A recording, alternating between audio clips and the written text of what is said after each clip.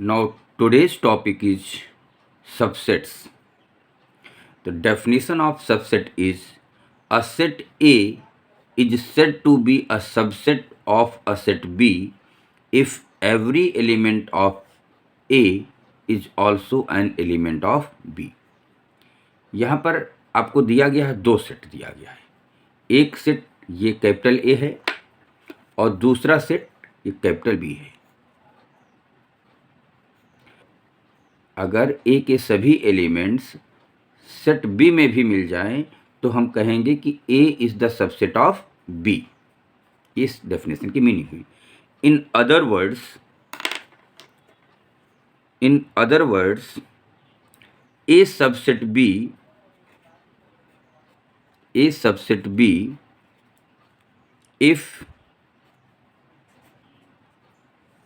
if A belongs to A belongs to A, then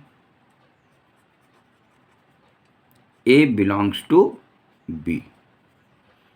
A subset तभी होगा A subset B अगर A में हो देन A B में भी हो. और इसको ऐसे भी लिख सकते हैं कि A subset B if A belongs to A implies that A belongs to B. इसकी मीनिंग क्या हो गई? ये लाइन मैंने लिखा है, A subset B if A belongs to A implies that A belongs to B.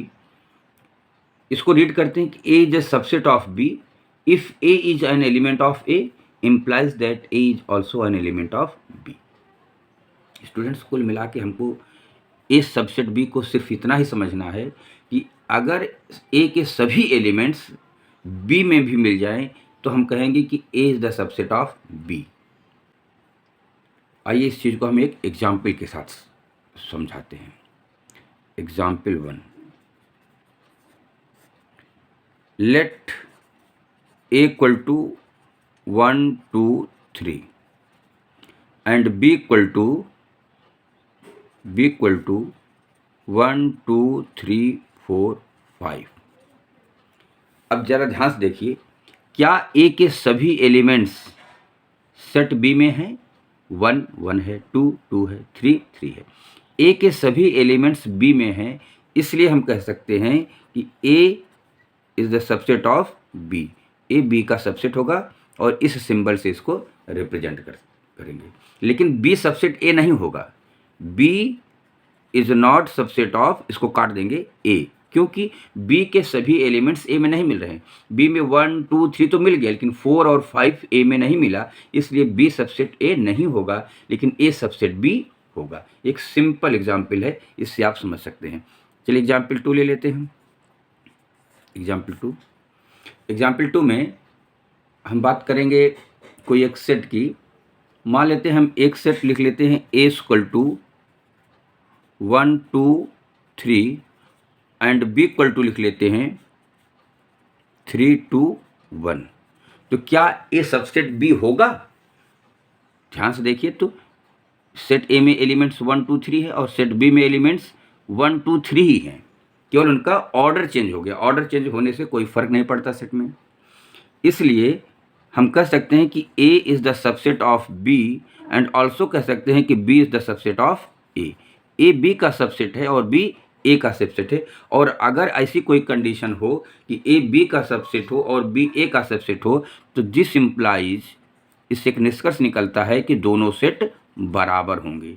कब ऐसा होगा? अगर A सबसेट B हो जाए और B सबसेट A हो जाए. इसके जो रिजल्ट निकलता है, it means both the subsets are equal. एक एग्जाम्पल और ले लेते हैं. एक सेट लिखा A इक्वल टू 5 और एक सेट लिखा B इक्वल टू 1 2 3. अब आपको बताना है कि क्या A B का सबसेट होगा.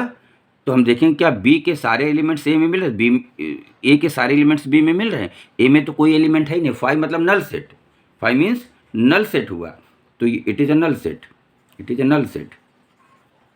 तो इसमें तो कोई एलिमेंट है ही नहीं.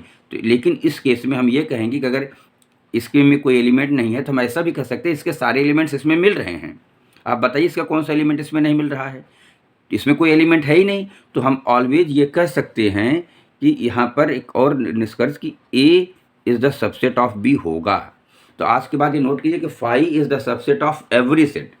Phi is the subset of every set. एक नई चीज़ निकल करके आ गई यहाँ से कि phi is the subset of